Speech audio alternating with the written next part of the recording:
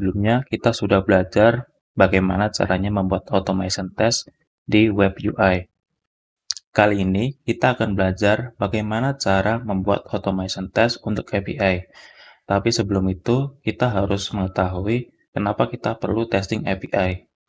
Sebelum kita mengetahui kenapa perlu testing API, kita harus tahu cara kerja API.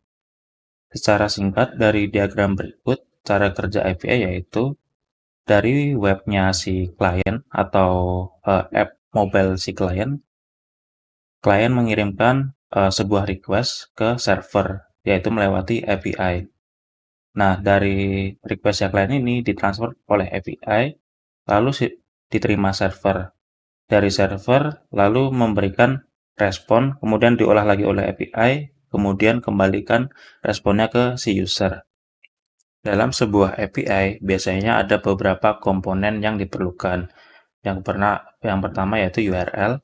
URL adalah URL yang digunakan untuk mengakses API. Sebagai contoh seperti ini. Ini adalah URL yang digunakan untuk mengakses API create booking. Kedua, request method. Ini adalah jenis operasi yang dilakukan terhadap sumber daya yang ditentukan oleh endpoint. Misalkan ada get, post, put, delete, fetch, dan lain-lain. Masing-masing operasinya itu kegunaannya berbeda-beda ya. Kemudian ada request parameter. Parameter yang dikirim dalam permintaan ke API untuk menyediakan informasi tambahan yang diperlukan untuk menjalankan operasi yang diminta. Bentuknya bisa macam-macam. Bisa body parameter atau body JSON seperti ini. Kemudian status code. Status code adalah angka 3 digit yang mengindikasikan hasil dari request yang dilakukan. Status code yang umumnya digunakan yaitu termasuk 200 artinya OK, 404 artinya not found, 401 artinya unauthorized, 500 artinya internal server error, dan lain-lain. Banyak sekali untuk HTTP status code ya, yang bisa teman-teman ekspor sendiri. Yang keenam ada authentication, yaitu proses verifikasi identitas pengguna atau aplikasi yang melakukan permintaan ke API. Nah, kenapa perlu testing API?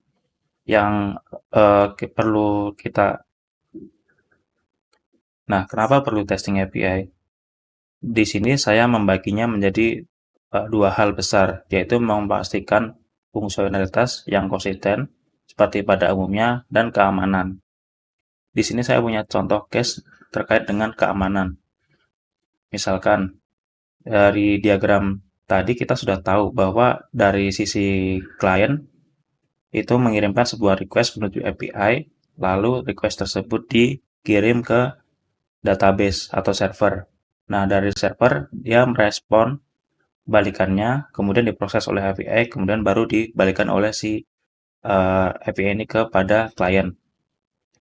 Nah, di sini saya mencontohkan sebuah API request untuk checkout barang. Di sini tersedia user ID, item, product ID, name, quantity, price, dan currency. Misalkan ada user yang atau seorang hacker jahat ya, yang dia paham atau tahu cara mendapatkan API di sini. Lalu si user ini mengupdate price-nya menjadi 0.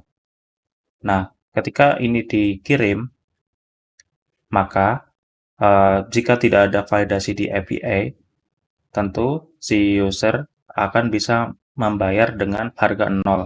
Ini adalah salah satu contoh case mengapa kita perlu mengetes API. Barangkali si developer bisa saja lupa atau tidak aware terhadap API yang dia buat. Sekian video kali ini, sampai jumpa di video selanjutnya.